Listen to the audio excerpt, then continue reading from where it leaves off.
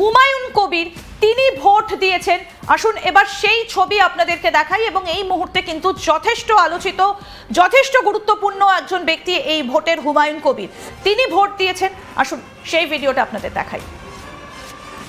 মুর্শিদাবাদের রেজিনগরে ভোট দিলেন হুমায়ুন কবির এবং এই মুহূর্তে দাঁড়িয়ে কিন্তু অত্যন্ত তাৎপর্যপূর্ণ এই মুর্শিদাবাদ কেন্দ্র, কারণ মুর্শিদাবাদ কেন্দ্রে যে সংখ্যালঘু ভোট, সেই সংখ্যালঘু ভোট এবার কোন দিকে যায়, কারণ ইতিমধ্যে আমরা জানি যে হুমায়ুন কবির তার নতুন দল সেই দিকে যায় নাকি তৃণমূল কংগ্রেসের কাছে কোটানকোট যেটা ভোট ব্যাংক সেটা অক্ষুণ্ণ থাকে।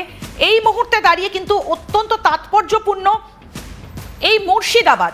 আমরা যদি মুর্শিদাবাদের এর আগের চিত্রগুলো দেখি, যে মুর্শিদাবাদে মোট আসন হচ্ছে 22 এবং এই মুহূর্তে দাঁড়িয়ে সেখানে তৃণমূল কংগ্রেসের প্রায় 55% ভোট তৃণমূল কংগ্রেসের দখলে, অর্থাৎ মুর্শিদাবাদের প্রায় 55% ভোট কিন্তু তৃণমূল কংগ্রেসের দখলে এবং এর মধ্যে একটা বড় সংখ্যক ভোট কিন্তু সংখ্যালঘু ভোট। এবারের ভোটে সেটা কে ধরে রাখতে পারে সেটা কিন্তু এই মুহূর্তে একটা বড় চ্যালেঞ্জ। ভোট দিয়ে বেরোলেন হুমায়ুন কবির, কি বলছেন শুনবো। একটাই কথা বলবো, 152টা সিটে যে আজকে ভোট, পুরো শান্তিতে ভোট হওয়া চাই। পুরো কোনো জায়গায় কোনো রক্তক্ষয়ী কোনো ঘটনা না ঘটে, কোনো মানুষ যেন হ্যাকেল না হয়, কোনো জায়গায় কোনো ঝামেলা যাতে না হয়। পুরো এবার ইলেকশন কমিশনকে ধন্যবাদ জানাবো আপনাদের চ্যানেলের মাধ্যমে। 2021-এ 8 দফায় ভোট হয়েছিল, 2024-এ 7 দফায় ভোট হয়েছিল, এবার 2026-এ 2 দফায় ভোট হচ্ছে। কাজেই ইলেকশন কমিশন যে চ্যালেঞ্জ অ্যাকসেপ্ট করেছে, এখন পর্যন্ত গোটা পরিবেশ, গোটা পরিস্থিতি বাংলার শান্তিপূর্ণ রয়েছে। আজকের দিনটাও শান্তিপূর্ণ থাকা চাই। আরও যে 4টে দিন, যে 24, 25, 26, 27 প্রচার, সেটাও শান্তি থাকা চাই। 29 এপ্রিলও শান্তিতে মানুষ অংশগ্রহণ করবে, তাদের পছন্দর প্রার্থীকে ভোট দেবে, তাদের যাতে কোনো নিরাপত্তায় সমস্যা না হয় এটা সেন্ট্রাল ফোর্স দেখুক, কারণ রাজ্য পুলিশের উপর নির্ভর নয় মানুষ, কারণ রাজ্য পুলিশ এখানে পক্ষপাতিত্ব করে, শাসক দলের হয়ে এক কথায় দালালি করে, পক্ষপাত করে। কাজেই ইলেকশন কমিশনকে আমরা ধন্যবাদ দেব। এবারের ইলেকশনে এই মুর্শিদাবাদকে কন্ট্রোল রুম কলকাতায় আলাদা করে খোলা হয়েছে 22টা সিটের জন্য। কাজেই কোনো জায়গায় কোনো সমস্যা হলে আমাদের কাছে কন্ট্রোল রুমের নাম্বার আছে এবং যে কোনো আমাদের এজেন্ট বা আমাদের দলের কর্মী বা আমাদের দলের প্রার্থীদের কাছেও এখানে অবজারভার আছে।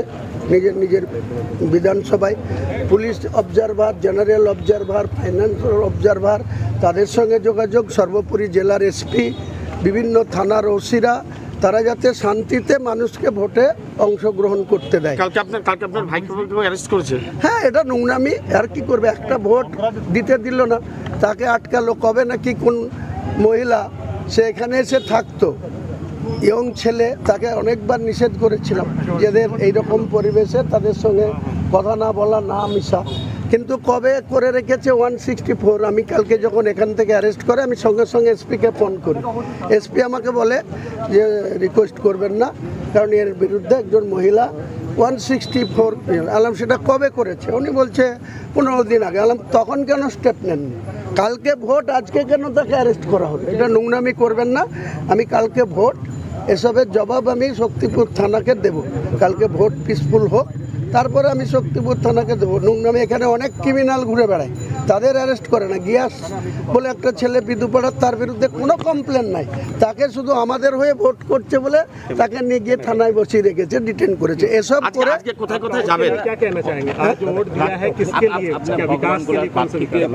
আটক করে রেখেছিল থানার মধ্যে ভগবানগোলার কাছে। দেখুন, আমার কাছে সেরকম কোনো ইনফরমেশন নাই, দেখে বসিয়ে রেখেছিল। তো এসব করে আটকানো যাবে না। ভগবানগোলার প্রার্থীর নামও হুমায়ুন কবির, সে জিতবে। মৌলানা হাবিবুর রহমান জলঙ্গির প্রার্থী, সেও জিতবে। মৌলানা মোশাররফ হোসেন মণ্ডল জমকলের প্রার্থী, তৃণমূলের IPS হুমায়ুন কবির প্রার্থী, সে হারবে। আমার প্রার্থী মৌলানা মোশাররফ মণ্ডল জিতবে। আমি হুমায়ুন কবির দাদা, রেজিনগরে জিতবো। কটা আসন পাবে মুর্শিদাবাদ থেকে? আপনি 4 তারিখের জন্য ওয়েট করুন না। আজকে যে 152টা সিট, তার মধ্যে আমার দলের 78টা প্রার্থী আছে, একদম কুচবিহার থেকে শুরু করে বিভিন্ন জায়গায়। 78টার মধ্যে আজকে যে নির্বাচন হচ্ছে 60টা সিট আমরা জিতবো। আপনি আগামী দিনে ওয়েট করুন। 80 থেকে 85 সিট নিয়ে বাংলায় যাব, আর বিধানসভায় যাব। বিধানসভায় আমি যাব না, আমি সমস্ত জিতা সিটের প্রার্থীদের নিয়ে ঐতিহাসিক মুর্শিদাবাদ, যেখানে নবাব প্লেস ছিল, বাংলা বিহার উড়িষ্যার শেষ নবাব সিরাজদৌল্লা বসতো, তার অদ্বিতীয় দূরে মতিঝিল পার্কে ওয়েট করব। দেখুন না কত রথি মহরতে এই মুর্শিদাবাদে আসে। হুমায়ুন কবিরের বক্তব্য আপনাদেরকে শোনালাম। তিনি বলছেন প্রথম দফায় অর্থাৎ 152টা আসনে ভোট এবং তার মধ্যে 78টা প্রার্থী দিয়েছেন এবং 78টা আসনে তিনি একটা মোটামুটি যেটা বলছেন হুমায়ুন কবিরের বক্তব্য আপনাদেরকে শোনালাম যে তিনি কিন্তু বেশ এই বিষয়টাতে যথেষ্ট আশাবাদী।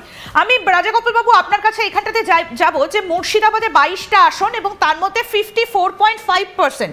তৃণমূল কংগ্রেস আগের বার পেয়েছিল মানে প্রায় 55% ভোট, আর এর মধ্যে একটা বড় সংখ্যক ভোট হচ্ছে সংখ্যালঘু মুসলিম। কোনো ফ্যাক্টর কি হবেন হুমায়ুন কবির বা তার দলের প্রার্থীরা? হ্যাঁ, দেখুন যে এই মুর্শিদাবাদ ডিস্ট্রিক্টে ডেমোগ্রাফিক্যালি জনসংখ্যা প্রায় 70% মুসলমান, 70%। কোনো কোনো এলাকা আছে যেমন দমকল 95% মুসলমান। তার ফলে এটা মোটামুটিভাবে সংখ্যালঘু জেলা বলা যেতে পারে, এবং যেখানে সংখ্যাগরিষ্ঠ তারাই কিন্তু সংখ্যাগরিষ্ঠ। মালদাতেও তাই 60% এবং উত্তর দিনাজপুরও 50%-এর উপর রয়ে গেছে। তো স্বাভাবিকভাবে এখানে যারা সংখ্যালঘু প্রার্থী আছেন, মুসলমান প্রার্থী আছেন, তাদের জেতার সম্ভাবনা থেকে যায়, কেননা গোষ্ঠীগত দিক থেকে তাদের সম্প্রদায়ের লোকরা বেশি। এতকাল আমরা দেখেছি মুসলমানদের যে তারা সরকারের যারা পার্টি আছেন তাদেরকেই সমর্থন করেছে। বামেদের সময় বামেদের, তৃণমূলের সময় দেখা গেছে ওরা তৃণমূলকে সমর্থন করছে, এটা আমরা দেখেছি। কিন্তু এবারে হঠাৎই দেখলাম যে এই জেলাতে হুমায়ুন কবির, যিনি একটা সময় বলেছিলেন গঙ্গার রং পাল্টে দেবেন, সেখানকার 70% মানুষের ভূমিকাটা কী সেটা বোঝাবার জন্য, এবং পরবর্তীকালে দেখা গেল উনি একটা নিজে পার্টি করলেন, মুসলমান ভাবাবেগকে উনি ধরে রাখার চেষ্টা করলেন। এটা সত্যি কথা যে মুসলমানদের মধ্যে তারা এই এলাকায় সংখ্যাগরিষ্ঠ হলেও তাদের অধিকার বহু ক্ষেত্রেই কিন্তু ঠিক মতন সুরক্ষিত হয়নি। শিক্ষা, স্বাস্থ্য, বিভিন্ন ক্ষেত্রেই কিন্তু মুসলমান অনেকটা পিছিয়ে আছে, এটা সত্যি কথা। এবং এই পিছিয়ে থাকার পেছনে অনেকে মনে করছেন যে মুসলমান নেতৃত্ব যদি তৈরি হয়, যারা সঠিকভাবে মুসলমানদের কথা বলবে, যাদেরকে কেউ ভোট ব্যাংক হিসেবে ইউজ করবে না, হ্যাঁ, এটাই মুসলমান সমাজের এখন নতুন চিন্তা তৈরি হয়ে গেছে। এখন এই চিন্তার থেকে আমার যেটা ধারণা যে হুমায়ুন কবির তৈরি হয়েছেন, উনি খুব বড় মাপের নেতা বলে আমি মনে করি না, কিন্তু হচ্ছেটা কি একটা মুসলমানদের মধ্যে নতুন চিন্তা উনি নিয়ে এসেছেন। আমরা কেন অপরের দাস হয়ে থাকতে যাব? আমরা কি পাচ্ছি? আমাদের শিক্ষা, দীক্ষা, স্বাস্থ্য সঠিকভাবে উন্নত হচ্ছে কি? এইটা কিন্তু উনি ধরেছেন। দেখুন, উনি নিজে বললেন 78টা, এটা খেয়াল রাখতে হবে, 78টা উনি নিজে দাঁড়িয়েছেন, তার মানে অনেকগুলো জেলায় ঢুকে পড়ার চেষ্টা করছেন। এবং ওনার যারা সহজ ইলেকশনে যিনি অ্যালায়েন্স করেছিলেন মিম বলে, ওয়েসির যে মিম, তার সঙ্গে অ্যালায়েন্স করেছিলেন, সেটা আলটিমেটলি মিম বলছে যে আমরা নেই, তার সঙ্গে নেই, কিন্তু তবুও কিন্তু সব মিশিয়ে প্রায় 200-250টা ক্ষেত্রে কিন্তু দাঁড়িয়েছে।